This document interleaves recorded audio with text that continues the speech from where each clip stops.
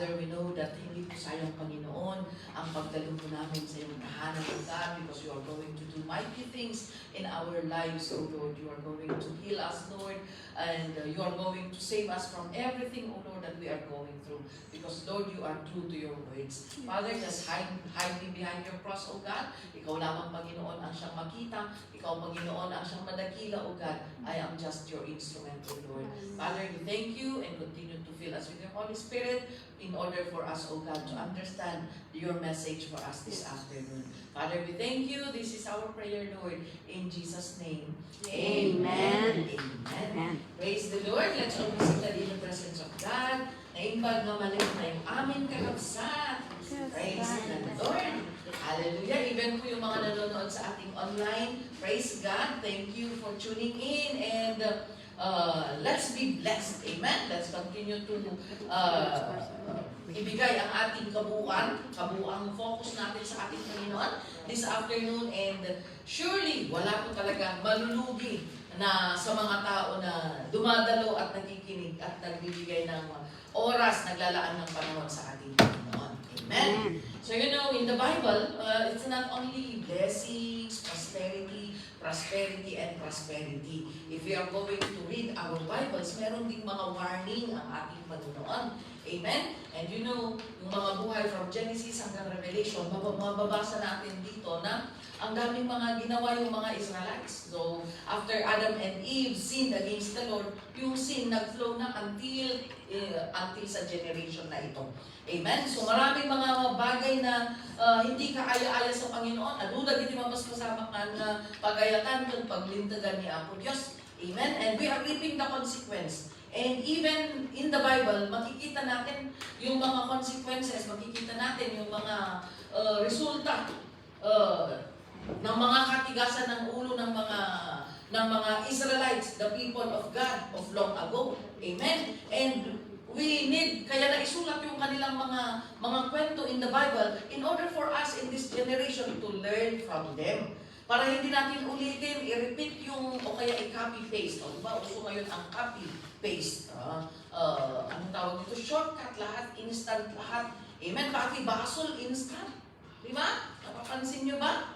So, why? It's because we are already in the very end of times. And ano ang sabi ng Panginoon? In the end times, there will be so much wickedness. Amen? At ang isa pang warning ng Panginoon in this end time is marami ang manlalamig sa kanilang pananampalataya. So, it's good to always be reminded sa mga warning din ng ating Panginoon. It's good to know the blessings of serving the Lord, the blessings of obedience, but we also need to know the consequence of disobedience. Amen? So, ang pag-aaralan po natin sa hapong ito is after repentance comes restoration. People pray for restoration and revival. Sometimes, Lord, even na tayo lang, diba? Minsan, Lord, restore me. Sana yung kung gaano kainit ang pagmamahal ko sa iyo noon, ganun, sana hanggang ngayon. Lord, I'm praying for my own revival. I'm praying for my own restoration. Pero, bakit hindi nangyayari? Iyak tayo ng iyak for restoration. Every time that there is an altar call, we come, sige, karatumba. Ano? Tumba. Ano? But then, bakit hindi nangyayari? Bakit hindi nagaganap sa ating buhay? Because there must be repentance first. Amen? Kahit naiyak ka ng iyak every day, every night, crying out for restoration and revival, but if there is no repentance, wala po, hindi po mangyayari ang restoration. Amen? So, umuna pa iti panagbabawi. Umuna pa iti repentance. Santo umay iti panaka-restore kan panaka-revive. So, repentance comes first before restoration. And kitaan tayo, let's see, how does the people of long ago, paano ba yung ginawa ng mga tao noon?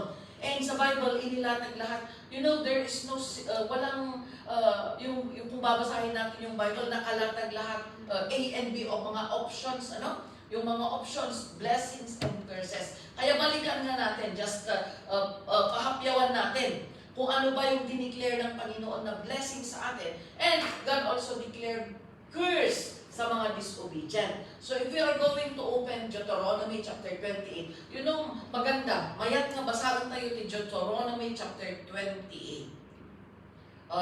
hantay mo mabasa amin. We cannot read everything kasi marami pa tayong verses na babasahin. But I would like to encourage you, assignment ninyo, buo na basahin ninyo ang Deuteronomy chapter 28. Napakaganda po ng mga declaration ng blessings ng Panginoon at nakakatakot din yung declaration of curses. So, we just go briefly. Ano ang sabi niya? If we obey the commands of the Lord, if susundin natin yung kanyang kalooban, lalong-lalo na ngayong 2026. Kaya yan, meron tayong renewal of commitment again. Please don't forget to sign a commitment form before you leave.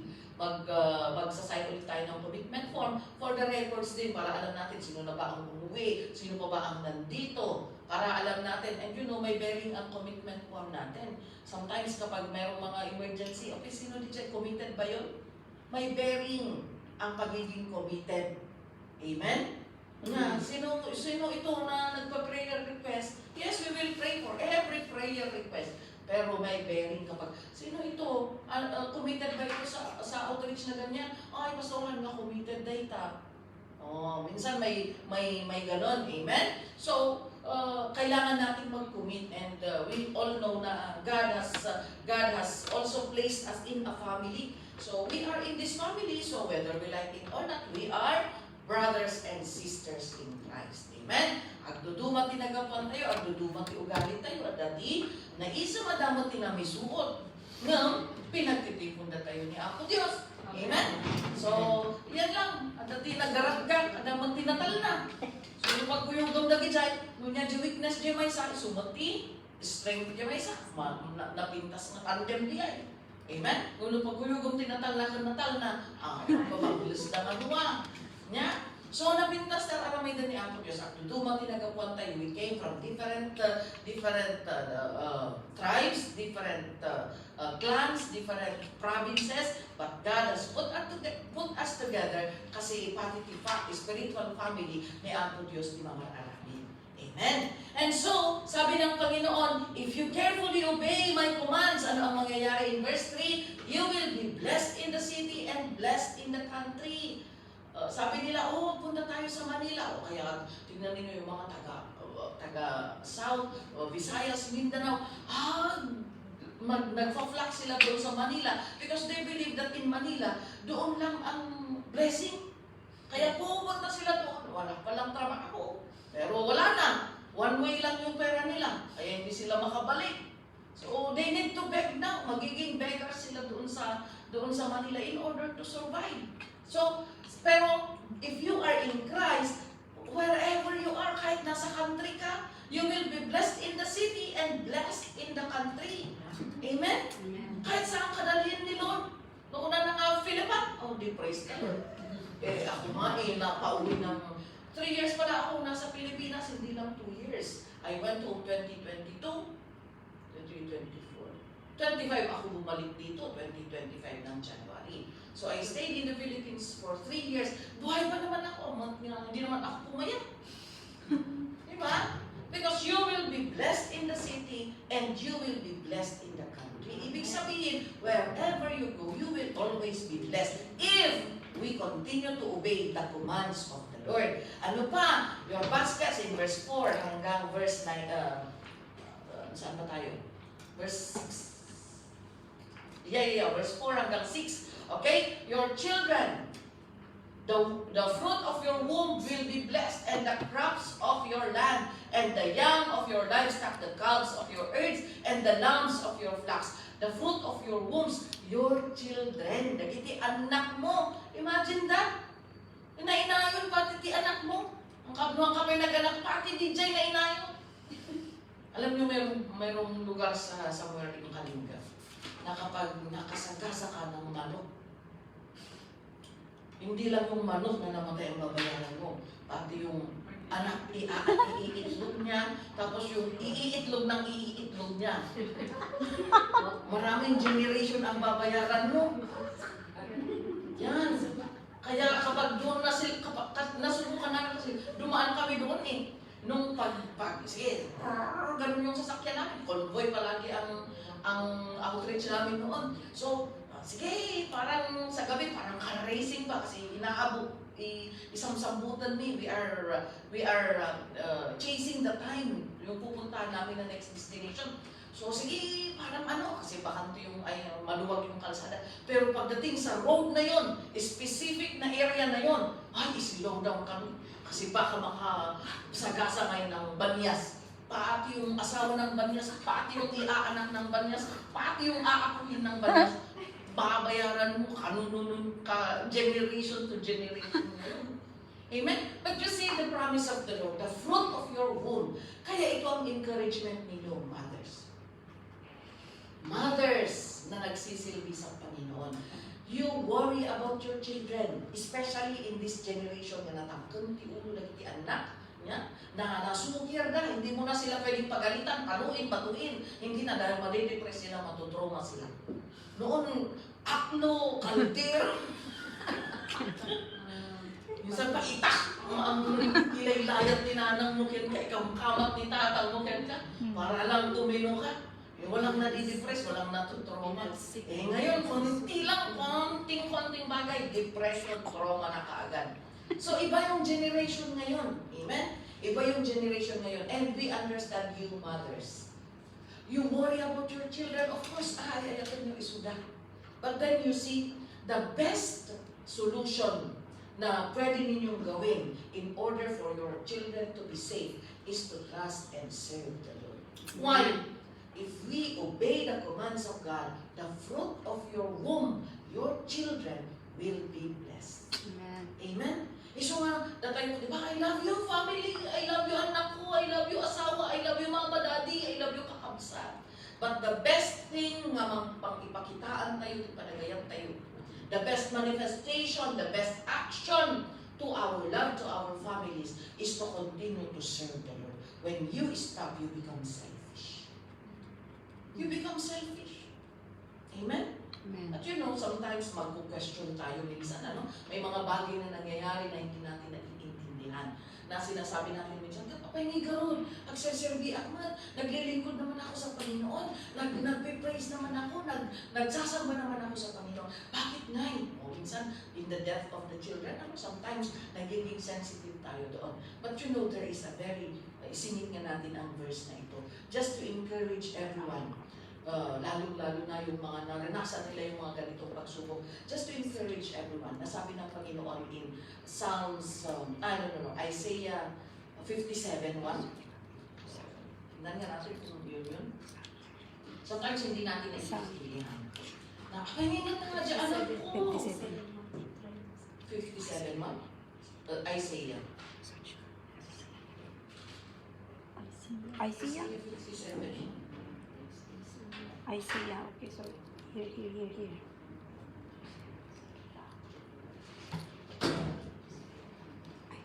Yan. Ready. Isaiah. 1. Isaiah 57. 57. Psalm yan. Isaiah. 57. Sige. Isaiah. Isaiah. Nabintas din yung basahan tayo. For us to know that sometimes yung mga bagay na nangyayari na hindi natin kayang intindihin, maganda pa rin ang plano ng ating Panginoon. So, spelling na. Amen? So, ano ang sabi natin dito? Spelling. Isaiah. Spelling na. Isaiah. Para makita nyo din. ISAIAH. 57. Gusto mo kaya may search ko. 1. Yan. Para.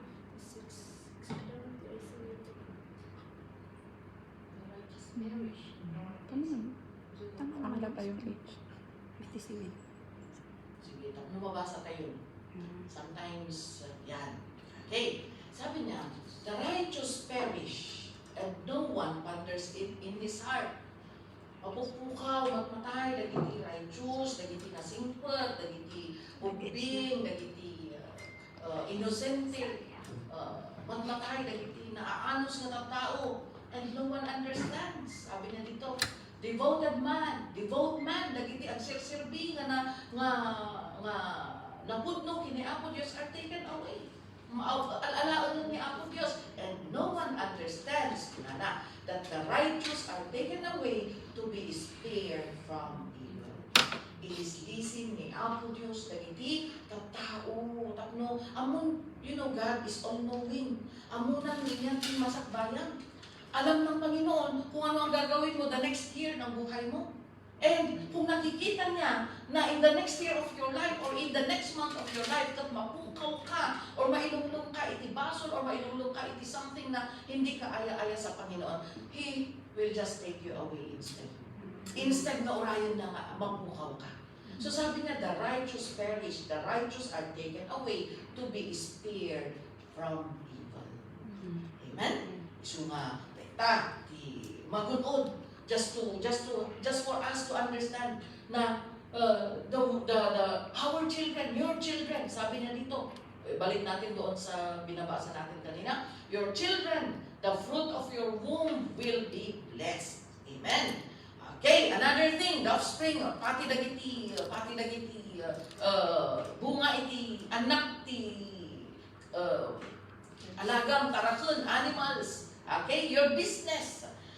Okay, in verse 5, your fruit basket and breadboards will be blessed. Pati ti pagbagasam mo.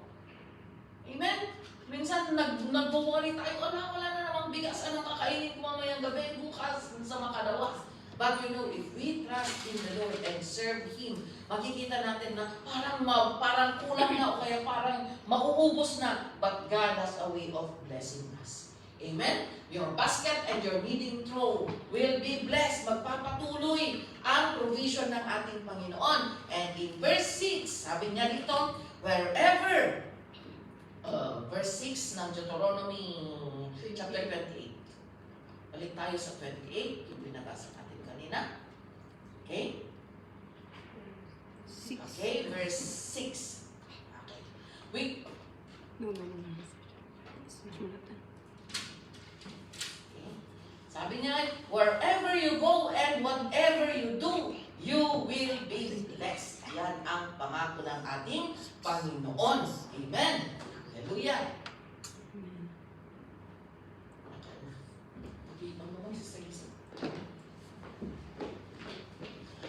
Okay, so Deuteronomy 28:6, sabi niya dito, you will be blessed when you come in and blessed when you go out. In my NLT, New Living Translation, sabi niya, wherever you go and whatever you do, you will be blessed. Yan ang pangako ng ating Panginoon sa bawat isang mananampalataya sa Kanya. Amen? So, awan ti pagdanagan, iti agsirsirdi ka ni Apo Diyos. Kaya nga sabi ng Panginoon sa bawat mananampalataya, do not worry about tomorrow. Why? Because God has blessed your going in and your going out. Whatever you do and wherever you go, you will be blessed. Yan ang pangako ng Panginoon to those who are obeying the Word of God. Pero, inilatag din ni Lord, hindi nagpahal na nagpatinggan ni Apo Diyos, iti blessing lang. But then, inilatag din ng Panginoon ang curses for disobedience. You know, God is just. Yeah? God is just. Kaya nga makita tayo amin so that we will have this sound judgment na, oh, if I obey, this will be for me. If I disobey, this will be for me. Kaya makikita natin that if we refuse to listen to the Word of God, sabi ng Panginoon, this will happen in verse 16. Kita natin.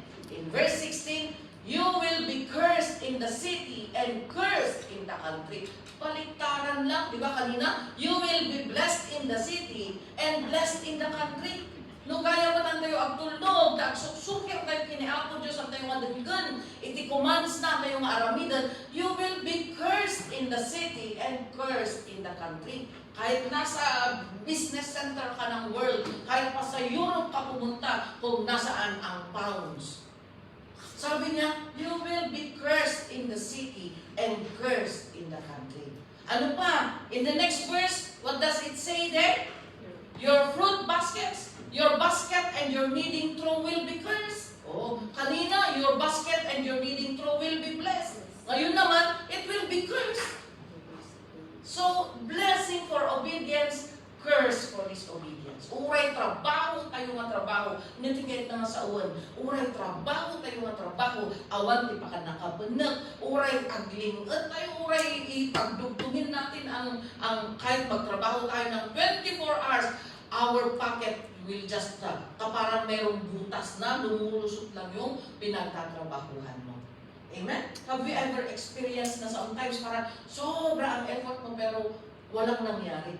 Diba? It's because my curse. There is my hole. Hindi naiipon yung ang ating mga pinagtatrabahuhan. So sabi niya, your basket and your kneading trough will be cursed. And in the next verse, the fruit of your womb, your children will be cursed also, you see? So delikado. Now that you have come to know the Lord and you have tasted the goodness of the Lord, be careful that you do not fall. Be careful na hindi tayo mag-backslide. Kasi kapag nag-backslide tayo ay may consequence. At mairaman pa pati iti fruit of your wombs.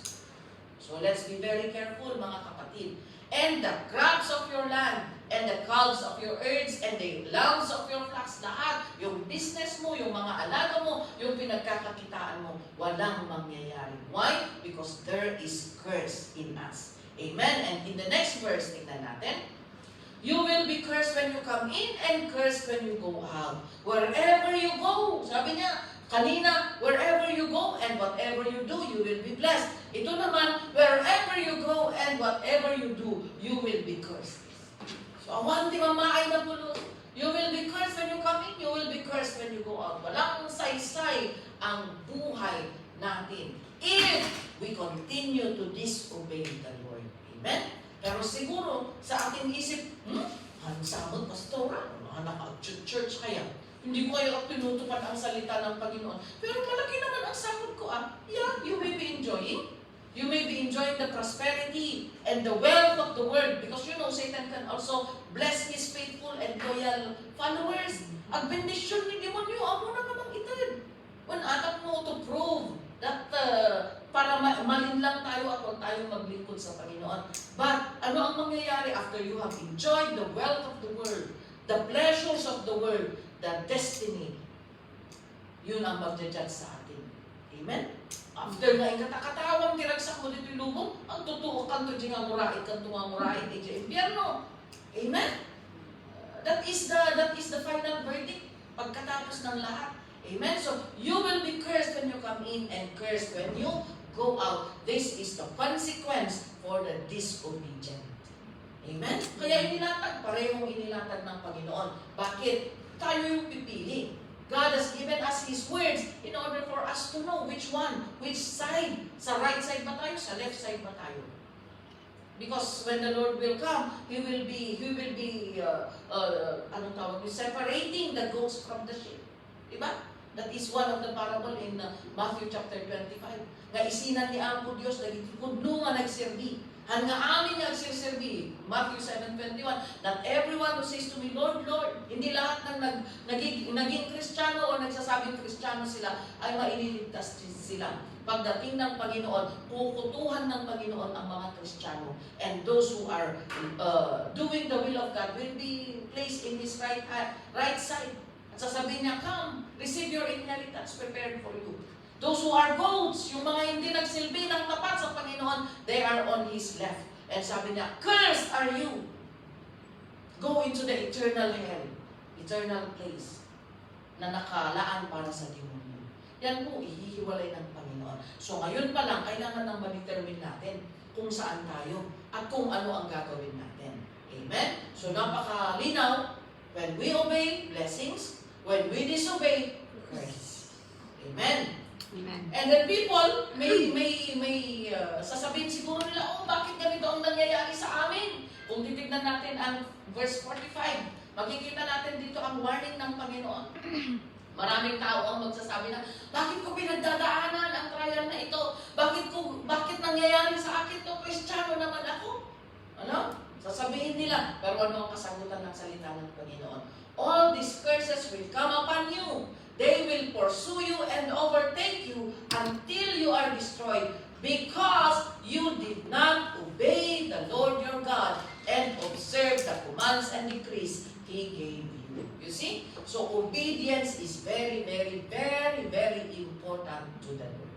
So huwag kayong agtaka, huwag kayong magtampo sa church, huwag kayong magtampo sa mga pastors kapag nakokorek tayo o kaya kinokorek yung ating paglilingkod sa Panginoon. It's because God demands perfect obedience, absolute obedience.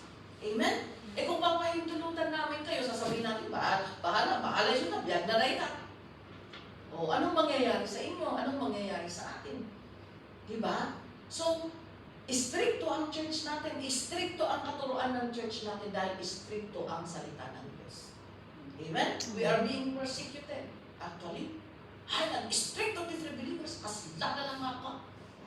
Diyan ganun ang sinasabi ng mga nagko-comment. But they do not understand that it is the Word of God na stricto. Singiran na tayo ni Apo Diyos. If God will come, He will judge the church. Ano ang ginawa ninyo sa Word of God? You have compromised the Word of God.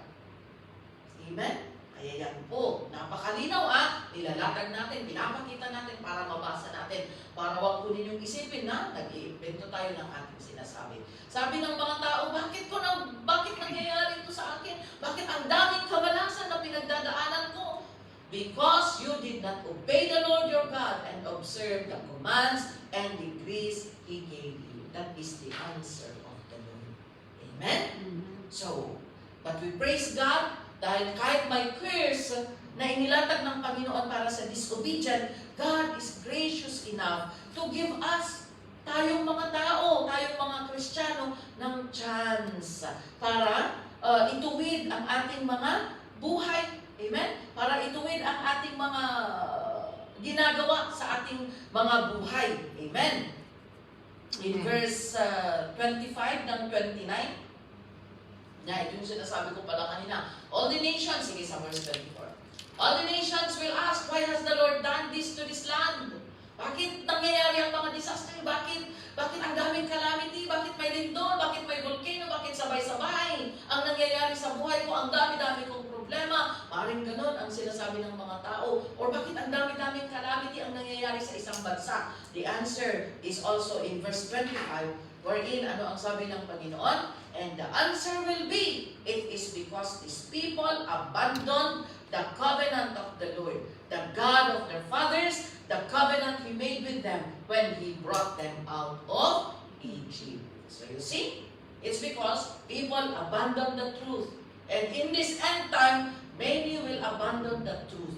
Where will they go? Hahanapin nila yung gustong-gusto ng tinga nila na kasaba or preaching. Sasabihin nila, punta ka na lang dito sa church namin. Hindi nila sinasabi ang tithes and offering. Halika, dito ka na lang kasi pwedeng tumayo kahit na anong ginagawa mo sa buhay mo. Halika, pwedeng gawin lahat. Minsan ganun ang ginagawa natin. Itching ears, kung ano yung gusto ng sarili natin, yun ang hinahanap ng mga tao ngayon. They will abandon the truth na katotohanan na inilalatag po ng ating Panginoon. Amen? At ano ang ginagawa nila? Sumasamba sila in the next verse. Anong sabi niya? They went off and worshiped other gods and bowed down to them. Gods they did not know, gods He had not given them. You see the small g? So yan. People now resort to idolatry. So makita ko nyo, in Manila, during the celebration of Feast of the Nazareno na yun. Imagine, nag-holiday ang Manila for 2 days yata in order to give way for this celebration. Kaya ikaralang kayo ni Pilipinas. God is still holding the Philippines because of His covenant. Because, Philippines was one of the reason kung bakit na-re-establish ang nation of Israel. Nation of Israel should be washed out because of the Holocaust. Diba? Pinapatay lahat ni Hitler ang mga Hudyo. So, na-desolate, iniwan nila, nagtakbuhan ang mga Israelites, naiwan ang Israel. Walang tao, naging ghost town. And nung natapos na yung Holocaust, natapos na yung rule ni Hitler, ayan, nag-meeting ang United Nations. kung iba kung magiging mai-establish pa ulit ang Israel as a nation or not, or buburahin na lang sa mapa yung Israel. And you know, nagbotohan sila sa United Nations. Oh, 12-12, oh, it's a tie. Inalit ang representative ng Pilipinas. Kaya may gamit din minsan ang Pilipinas. Yung pagiging late niya ba? Na-late ang Pilipinas. Na-late ang representative ng Philippines. And when he voted that Israel will be re-established. And you know ano ang sabi ng Panginoon? He who blesses Israel, the Lord will Himself bless them. God is true to His promise because of that part of history. Kaya yan, kahit bahay ng bagyo ang Philippines, nakakita ka mo na baha na sila, kumakoy. Enjoy na enjoy sa mga baha. So, only in the Philippines. It's more fun in the Philippines. So kahit na ang dami-daming mga disaster na dumadaan sa Philippines, God is still upholding Philippines. Why? Because God is true to His promise. Amen. Pero wag nating, di bali, meron palang pinanghahawakan ang Pilipinas kay Lord eh. Kaya kahit na sige, maging idolater tayo, mag-worship pa tayo sa mga gawa ng kamay ng tao. But you know, when we anger God, ay kung yung mga Hudyo nga kaya sabi niya, tayo mga engrafted branches, we are not Hudyo. But we became spiritual Israelites because we believe in the Lord Jesus Christ. Pero ano ang sabi niya? Huwag yung ano na yung term ng Bible, do not rejoice or do not take pride of it. Because kung yung Hudyo nga, yung mga Jews ay pinarusahan ng Panginoon because of not acknowledging Jesus, tayo pa kaya na naikapit lamang.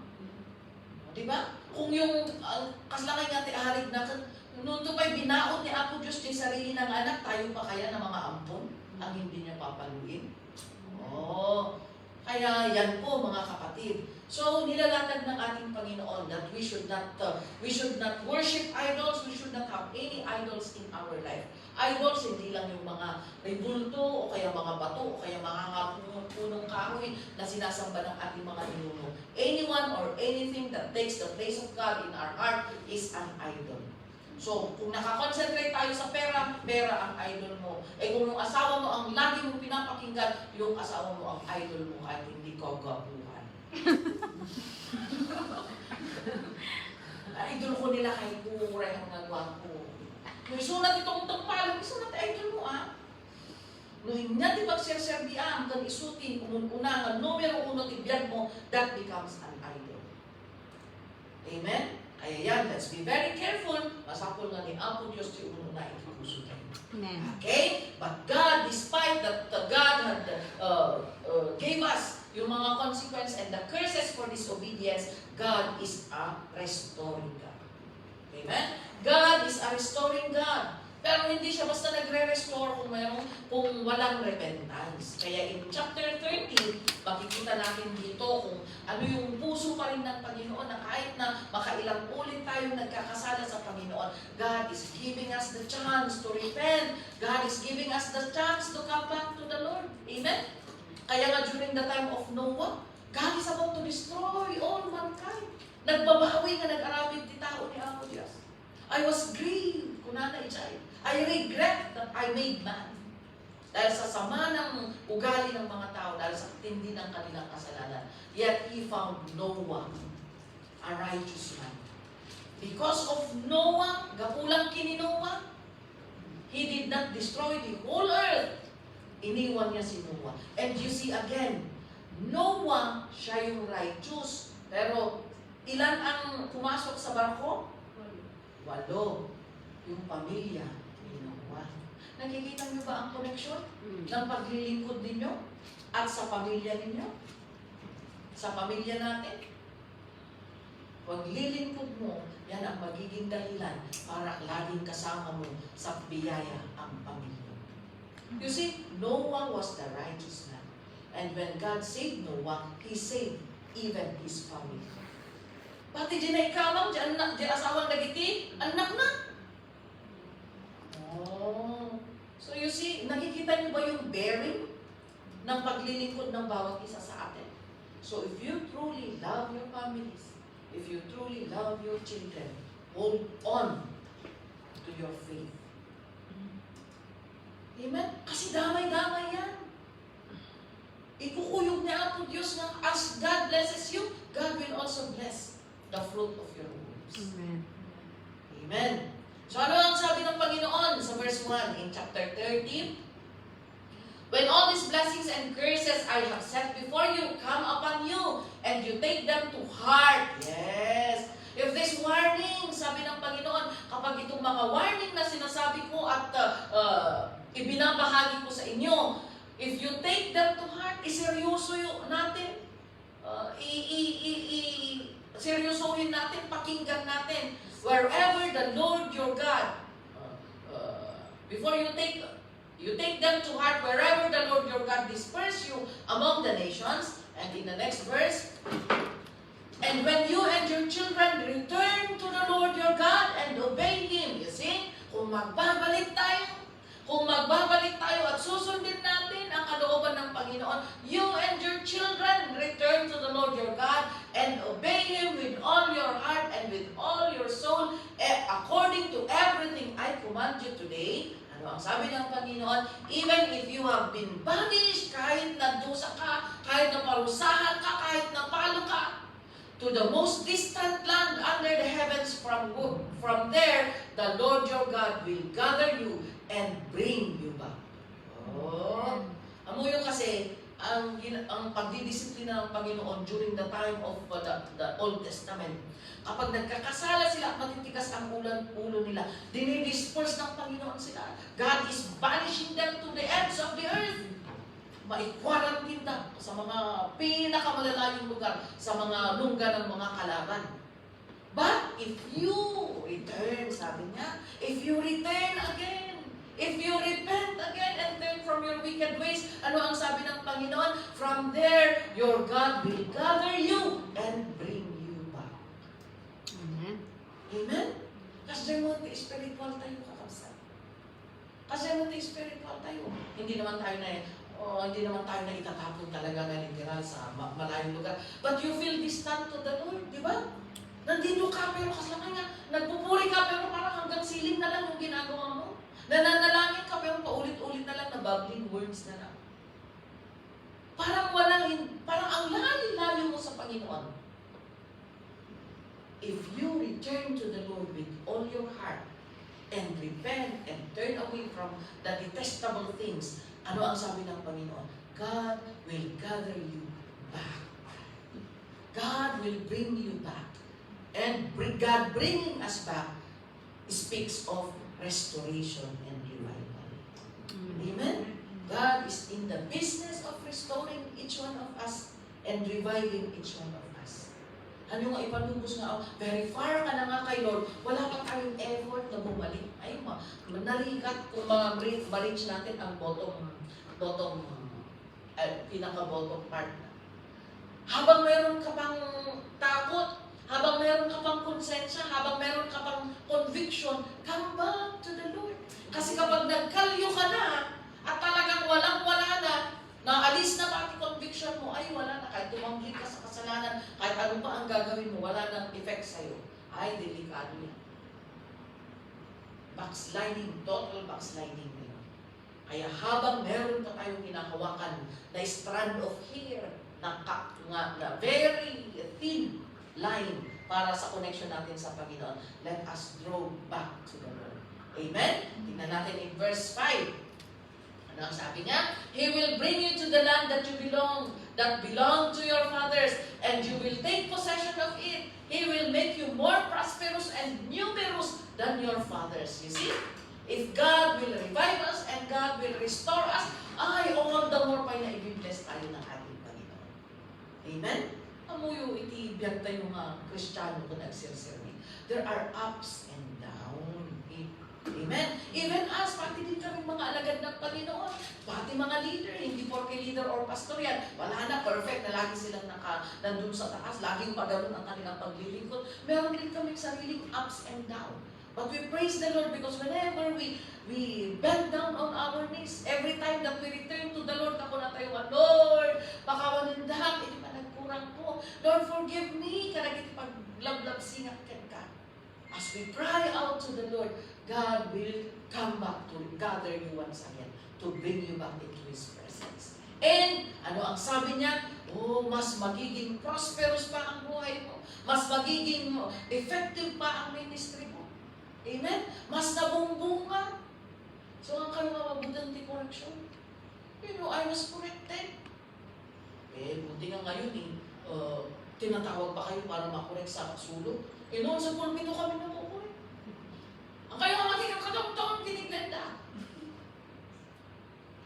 You see? But I thank the Lord na naranasan namin yung ganun. Because that is where we grew.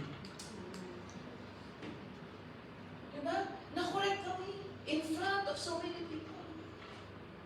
I was na-DA ako. I was asked to step down from my position, from leadership to nothing. I was a leader, but then kapag kinasukir ko, naalisan natin, kinasukir na. So alis-alis lang yan. So be careful with whom you talk to. Because yung spirit nagta-transfer. Kahit mabait ka, kahit matino ka, kung laging ang kasama mo, laging ang kausap mo ay rebellious, magiging rebellious ka din. At yun po ang naging dahilan kung bakit ako naging rebelde. Amen? So be careful with whom you talk to. Kung alam mo na yung sinasabi ng isang tao ay nakakasira na sa iyong paglilingkod, stop. Close your ears. Amen? Kasi maalisan kayo. So be careful, kadagit kat katungtong tayo. If people become rebellious to the Word of God, especially no, sa ni Apo Diyos ni pag-rebelde, that they question the Word of God, that's another level of rebelliousness. Amen? So, to cut the story short, na-disiplinaan na. I was disciplined. And naalis lahat. Hindi ako pwedeng makipag-practice, hindi ako pwedeng maki-join sa mga kung anong ginagawa nila. Wala akong pwedeng malapitan. Na-cut off ang communication. In front of me, pina-cut off ni Bishop Tata ang communication to me. Kasi nga, positive ako. Kagaya din ng SARS, ay kagaya din ng COVID. Positive ka din kagulong para wala kang makawa. So, ganoon din sa spiritual. So, kinat off lahat. Hindi ako pwedeng maki-choir, hindi ako pwedeng maki-touch ng anything. Wala. Inalis lahat. And, iyak ako ng iyak kasi para akong kawawa. Tapos na ganyan, sabi ko, ang gulo-gulo ng upuan. Naaawa na ako sa sarili ko kasi pati pagkain hindi ako pwedeng maki-join. Ganon ang disiplina noon. Kaya kayo, kung nadidisiplina kayo sa ulaman, ang kayong aguko-ukos. Wala yan. Kung sinasabi lang sa salita na, ganito ang bawal, madidijay kasta, may katagyaman nakatakas dyan lang. Matindi ang disiplina noon. Amen? And so, nakita ko yung upuan, gulo-gulo. Sabi ko sa sarili ko, siguro naman hindi bawal na iayos ko. Kasi wala na nga akong ginagawa. Wala na akong ginagawa. I have no ministry. I was cut off. Bawal lahat. Kaya sabi ko, siguro naman hindi bawal na iayos ko ang upuan. So I started back down at the bottom. Nung inaayos ko yung mga upuan, iyak ako ng iyak. Siyempre may ego ako eh. Galing ako ng leadership eh. So when I was fixing the chair, iyak ako ng iyak. Naaawa ako sa sarili ko. But then, yun naman at yun ang ginagawa ko kasi yun lang ang pwede, hindi naman nila ako pinagbawalan. So yun lang ang pwede na gawin ko din. The next time, ina-enjoy ko na, nag-aayos na lang ako ng upuan. The next time, ina-enjoy ko na. Ang tanging panalangin ko sa Panginoon, because I really felt also na hindi lang yung tao ang nag-cut off sa akin, even yung heaven na cut off para sa akin. I praise God with them. I sing praises, I worship. But I can feel na hanggang dingding lang yung pagpupuri ko. Hanggang dingding lang yung mga worship ko. Hindi umaakit sa trono ng Panginoon. Why? Because rebellious ako eh. Rebellious ako, naging disobedient ako sa Panginoon. But ang panalangin ko lang while I was fixing the chair, sabi ko, Lord, I don't need you to bring me back to leadership. Just bring me back to your presence. Yun lang ang gusto ko, Panginoon. Kahit urahan ako, agsuhan ako, maisubli sa leadership. Basta isubli ka di ako, di presensya. I'm so thirsty and hungry of your touch. Sabi ko gano'n.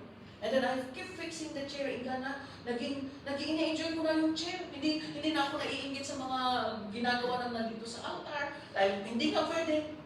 Until such a time narinig ko, si Pastor Aldrin Ogang, ang pastor ng Saturday ko. Sabi niya kay Bishop Tatang, kay Pastor Moses, Pastor, mabalingan ba nga ang MC ni Glenda? Sabi ni Bishop, sige, MC lang.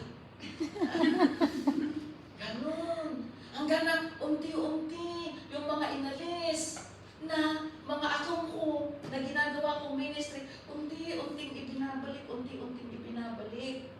Why? That is the arm of God of restoring you. Amen? Magbaot tayo nga talaga. Gawin tulong ka matlaan ka. Inungkin ni Apo Diyos nga isubsublida tayo. We just need to learn the lesson. We just need to really humble ourselves before the Lord. Bakit ka nag-rebelde? It's because bakit ka nag-disobey? It's because of pride. Kaya kailangan mo ipalinis talaga yung sarili mo. And I thank God. Ito pong nakatayo ngayon sa harapan ninyo. Isang bunga ng restoration ng ating Panginoon. Because God is a restoring God. Hanggang po nagsukir kayo kay giant. Mag-effort tayo na bumalik sa Panginoon. And God will bless you more. Amen? You see? Antay mo nga ilaw-dapat na ma-set up tayo man into leadership. Antay mo nga mailaw-dapat na ma-set up tayo man into leadership na dinanong tayo. Hamim ang kumot na dinawat na ma-ordina na kay Pilipinas. But God is a God restoring God. Amen? We just need to really return to the Lord. And ano ang sabi niya? He will make you more prosperous and more numerous than your forefathers. Mas blessed ka pa'y, mas ag-adu pa'y maaramin. Amen? So, ganun po ang pag-mumold ng Panginoon sa bawat isa. And in verse 6, the Lord your God will circumcise your hearts and the hearts of your descendants, so that you may love Him with all your heart and with all your soul and live. Circumcise means linisan na, babaguhin niya yung puso mo. Yung maduming puso mo, babaguhin ng Panginoon. And not only you, but even your descendants. You see, kanayon nga palagi ang generation mo. Amen? Palaging kasama ang generation mo.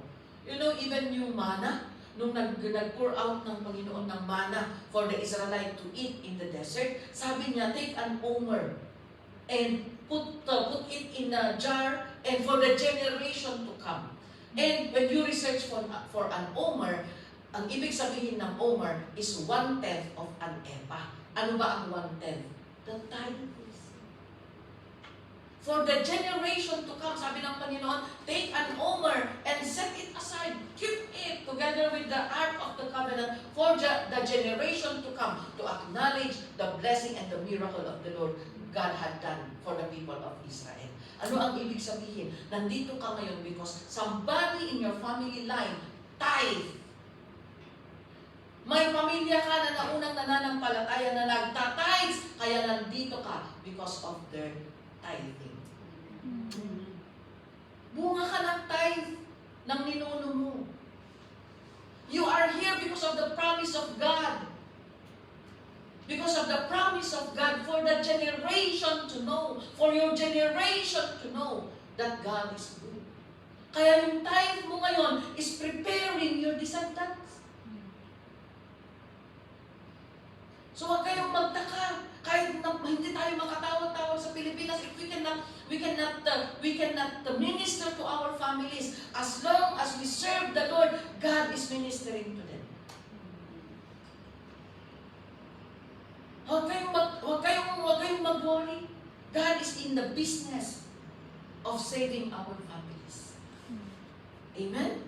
Ganun lang yung mga principle ng Panginoon. May naghulog ng tithes niya na ninuno mo, kaya nandito ka ngayon. Ngayon yung inihuhulog mo ng tithes mo, preparing your generation, especially this coming generation that they are in this wicked world. Kailangan natin na itanim para ma-secure yung salvation nila. Para kahit kunin na tayo ni Lord, there is something that God will remember. Para sa ganun ay God's grace and salvation will continue to flow in our family. Amen? Yan ang kailangan nating maintindihan. Amen? Nung kita tayo kabasit, digit times tayo actually. I-convert mo yan sa Philippine peso. Kamatis ng sibuyas lang magatang na data. But if we are going to understand the power and the miracle of tithing, ay dakal na isubsubli ni Apo Diyos para kada tayo. Not only you at this present time, but God is also concerned to your own generation. The fruit of your wombs. If only we understand the command of God. Amen? Kaya sabi niya, the Lord will circumcise your hearts. Lilinisan ng Panginoon ang ating mga puso. God will change our hearts in order for us to love Him with all our heart, with all our soul, and live. Amen? And in verse 7, sabi ng Panginoon, the Lord your God will put all the curses on your enemies who hate and persecute you. Oh, if we are restored, kung mare-restore tayo, babalik tayo sa ating Panginoon, yung mga curse na binigkas ng Panginoon ay instead na sa'yo babagsak, magdedetur. Aglisi, mailisi ka, and these curses will go into our enemies. People who persecute us, people who reject us, people who mock us. Paano kanya na reject curse? Amen? Hallelujah! So, kalagitip, yung mga tunay na naglilingkod sa Panginoon, walang power ang curse ng mga tao sa atin. Kaya huwag kayong matakot. Ay, makulang lang sa ako, ay nawan bis natin kulang. If you are a true believer in Christ, no weapon of the enemy will prevail. Amen. Amen? Amen. Ang kayo mga mabuting kulang lang sa ako, niya na gana, patawas na. We have the power to resist the enemy. Amen? So do not be, huwag kayong agpaibalog itutong nyo. Amen? Activate your faith and activate the power of God in you. And in verse 8, you will again obey the Lord and follow all His commands I am giving you today. Oh, because your hearts are already circumcised. Pinaliwan ni Apo Diyos, pinalitan ng Panginoon, inayos ng Panginoon, nilinisan ng Panginoon ang ating mga puso. We will again obey the Lord and follow all His commands that He is giving us today. Amen. And in verse 9, then the Lord your God will make you most prosperous in all the work of your hands and in the fruit of your womb. You see?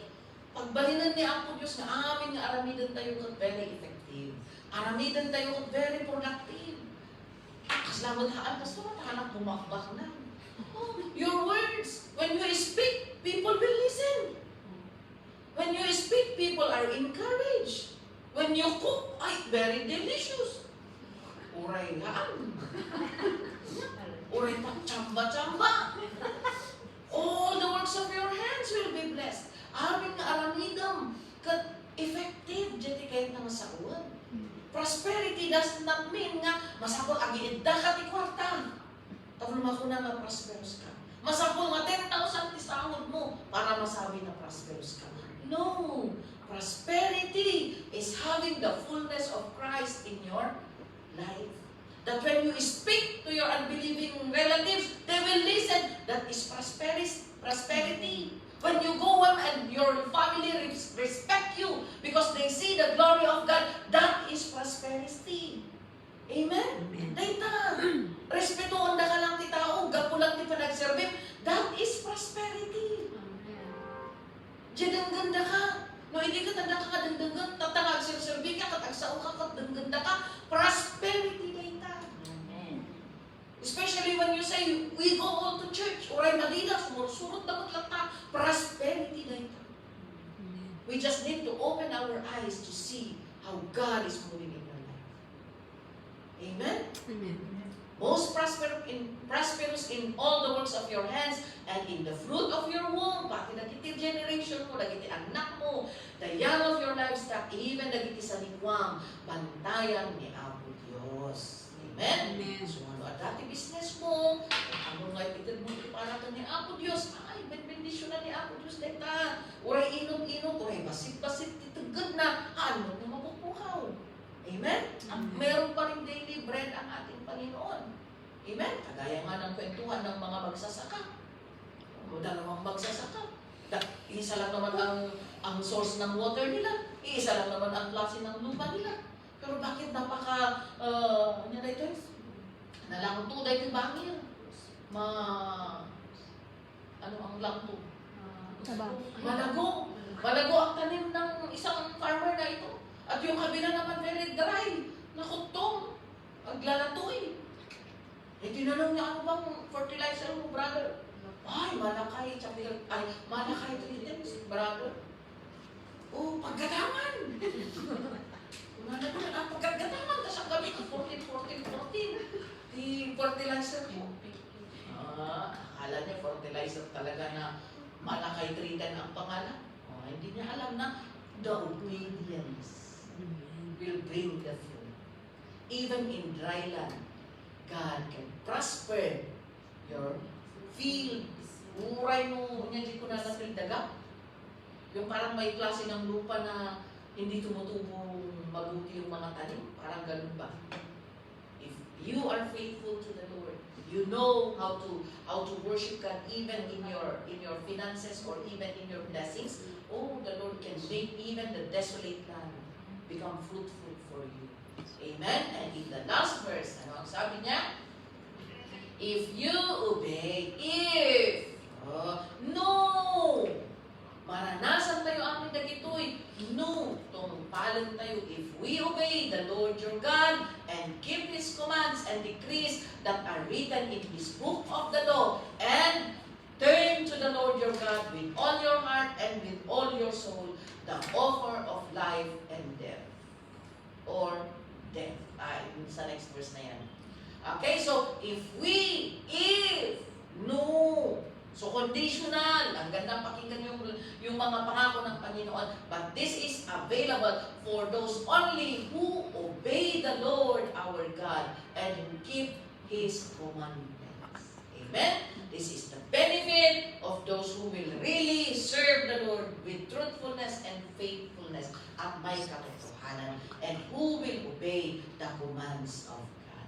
Amen? Amen. Po mga kapatid, nailatag po ng ating aralin sa hapong ito ang curse and blessings and it's up to us kung saan po ang gusto natin. Of course, automatic, sabi ng Panginoon, blessings for obedience, curse for disobedience. But we thank God na binibigyan niya tayo ng pagkakataon. If we have been disobedient before, we thank the Lord for this time. Nakaabot tayo ng 2026 for God, for us to make things right before the Lord. Amen?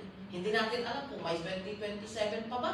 Or makakaabot pa ba tayo? O kahit meron, kung hindi ka nakaabot, di ba? So, while God is giving us the time, let us make things right before Him. Amen? So, yan po ang aral natin sa hapong ito. And I pray na itanim po natin sa ating mga puso at isip. Lahat po tayo, ano? We have our own ups and downs in our life. We have our own cold times. Nalalamig tayo minsan, nadi-discourage tayo minsan. But take to heart, sabi ng Panginoon, rise up and shine. Amen? And continue to serve the Lord. Hallelujah. Before na ibalik ko po sa ating MC, let us bow down in prayer. Thank you, Lord. Salamat po, Panginoon, sa mga salita na aming napakinggan ng Lord. Salamat po, God, dahil laman ulit kami, na-remind ulit kami sa warning, sa pagdi-disobey at yung blessing, Panginoon. Lord, we want the blessings, but Lord, we know that we need also to do our part, O God, And Lord, we continue to humble ourselves before you. Ano man po ang aming mga nagkamali, O God, ano man po yung aming mga kahinaan, yung mga nagawa namin po na hindi kaaya-aya sa inyo, Panginoon. Lord, we just lift up our life to you, O God, and search our hearts, Panginoon. Tulungan mo kami na pagtagumpayan ang aming mga weaknesses, O God, yung mga temptations sa aming mga buhay, at tulungan mo kami na maglingkod ng tapat sa iyo, Panginoon, para tuparin namin ang labi ng iyong kalooban, O God. Father, bless now your children, even those who are watching online, O God. Salamat po, Panginoon, sa iyong biyaya at pagmamahal sa bawat isa sa amin, Lord. This is our prayer, O God, in Jesus' name. Amen. Amen. Thank you very much.